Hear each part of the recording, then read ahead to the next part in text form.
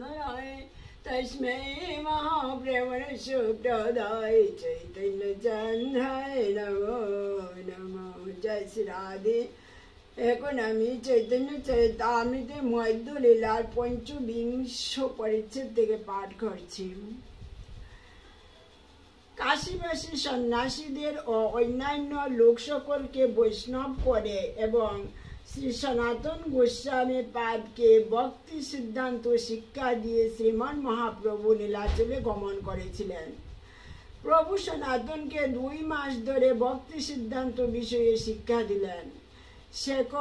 শেখরের সঙ্গে পরমানন্দ কীর্তনিয়া রোজ প্রভুকে কীর্তন শোনাতেন। প্রভুকে যারা দেখলেন, যারা তার কীর্তন শুনলেন, তারাই মুগ্ধ হলেন। সন্ন্যাসীরা দলে দলে সকলে প্রভুর ভক্ত হতে লাগলেন। কিন্তু মায়াবাদী প্রকাশানন্দ ও তার শিষ্য সন্ন্যাসীর দল প্রভুর নিন্দা করে বেড়াতে লাগলেন।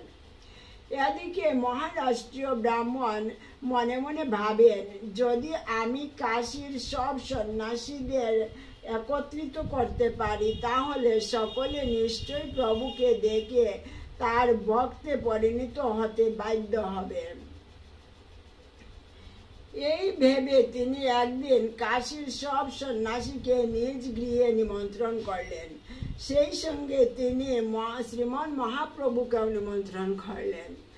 ইতিপূর্বে চন্দ্রশেখর, তপন মিশ্র প্রভৃতি প্রভু নিন্দা শুনে দুঃখিত হয়ে তা প্রভুকে বলেছিলেন। প্রভু তাই নিমন্ত্রণ অঙ্গীকার করলেন। সেদিন মহারাষ্ট্রীয় ব্রাহ্মণের গৃহে প্রকাশানন্দ প্রভুর কাছে পরাস্ত হয়ে তার কাছে নিজ পরাজয় স্বীকার করেছিলেন। এ বিষয়ে আগেই বলা হয়েছে। সেদিন থেকে সারা গ্রামে প্রভুকে দেখবার জন্য কোলাহল শুরু হয়ে গেল।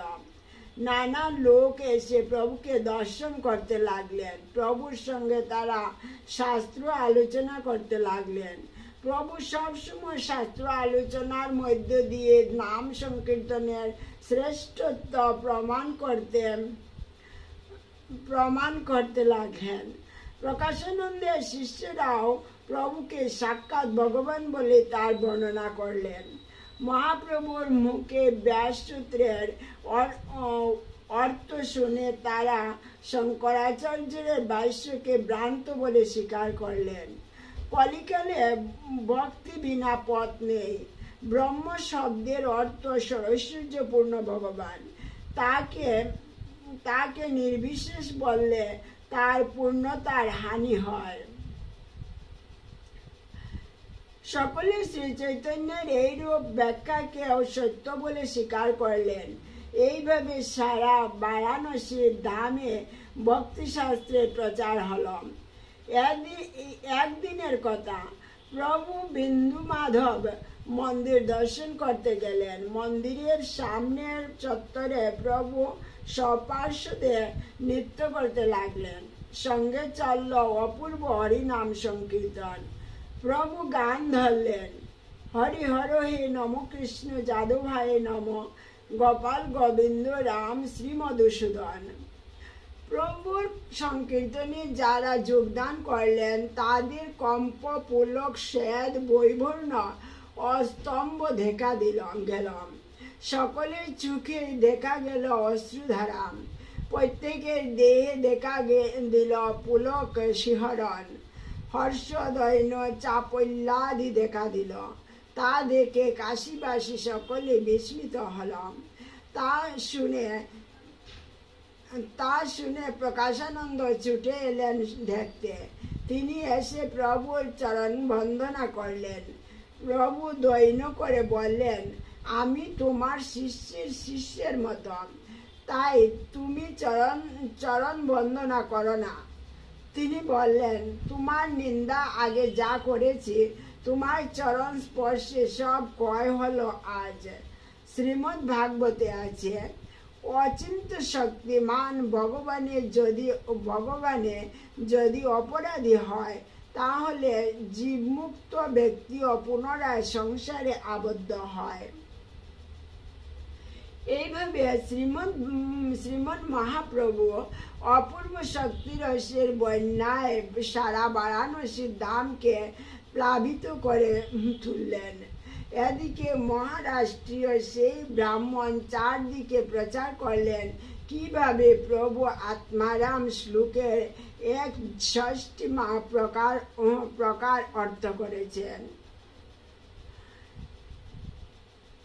তা শুনে সারা বারাণসী সন্ন্যাসীরা বিস্ময়ে চমৎকৃত হলেন। সর্বত্র প্রভুর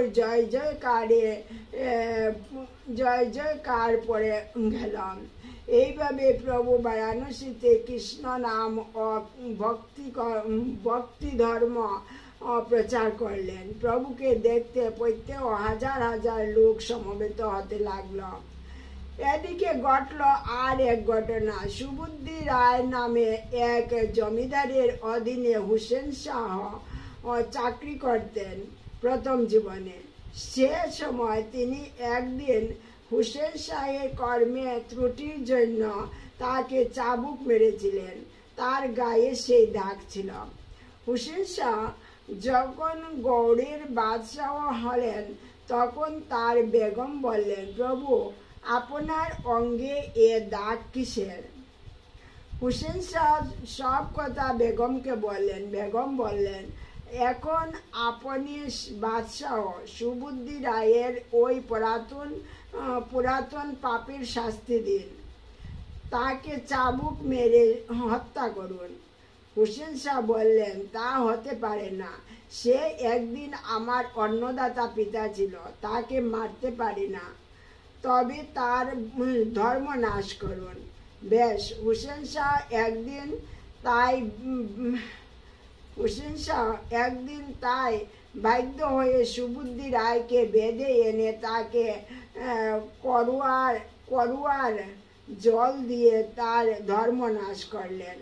সুবুদ্ধি রায় মনের দুঃখে দেশ ছেড়ে কাশী চলে এলেন। তিনি বিভিন্ন পণ্ডিতকে প্রশ্ন করলেন, কি করলে এর প্রায়শ্চিত্ত হবে? পণ্ডিতেরা বিধান দিলেন, তুমি উত্তপ্ত ফুটন্ত ঘি খেয়ে আত্মহত্যা করো। সুবুদ্ধি রায় তখন মনের দুঃখে এলেন প্রভুর কাছে। প্রভু সব শুনে বললেন, না, তোমাকে কিছুই করতে হবে না। বৃন্দাবনে গিয়ে শুধু কৃষ্ণ নাম করো। জয় রাধে। একমাত্র কৃষ্ণ নামেই সব পাপ দূর হয়। সুবুদ্ধি রায় তখন বৃন্দাবনে এসে কৃষ্ণ নাম আশ্রয় করলেন। অপূর্ব বৈরাগ্য হলো তার। সেই অপূর্ব ত্যাগ ও বৈরাগ্যের কথা শুনলে বিস্মিত হতে হয়। তিনি দিন রাত কৃষ্ণ নাম করেন আর প্রত্যেক মাত্র 1 পয়সার ছুলা খান আর শুকনো কাঠ বেচে সারাদিন যা জোগাড় করেন তা বৈষ্ণবদের ভোজন করান। সেই অপূর্ব ত্যাগ ও বৈরাগ্যের কথা শুনলে হৃদয় দ্রবীভূত হয়। সে এইভাবে সুবুদ্ধি রায় দিন কাটাচ্ছিলেন। তার সঙ্গে যখন সনাতনের মিলন হলো, তিনি খুব আনন্দিত হলেন। মথুরাতে সুবুদ্ধির সঙ্গে সনাতনের মিলন হলো। সনাতন ও তার অপূর্ব বৈরাগ্য দেখে চমৎকৃত হলেন। এদিকে কাশীতে কিছুদিন যাপন করে প্রভু নির্জন বন পথ ধরে ফিরে এলেন নীলাচলে। সেখানে সব ভক্তবৃন্দের সঙ্গে তার মিলন হলো। তারপর মধ্যলীলার সংক্ষিপ্ত সার কথা বর্ণনা করলেন গ্রন্থকার। তিনি বললেন, যে ব্যক্তি শ্রদ্ধা সহযোগে এই গৌরলীলা কথামৃত শ্রবণ করে সে অচিরাত গৌরপদ প্রাপ্ত হয়। তার সমস্ত কর্মফল দুঃখ বিনষ্ট হয়ে যায়। সে পরম আনন্দময় শ্রীকৃষ্ণ প্রেম প্রাপ্ত হয়। জয় রাধে। হরে কৃষ্ণ কৃষ্ণ কৃষ্ণ হরে হরে, হরে রাম হরে রাম রাম রাম হরে হরে। জয় শ্রী রাধে। মধ্যলীলা এখানে সমাপ্ত।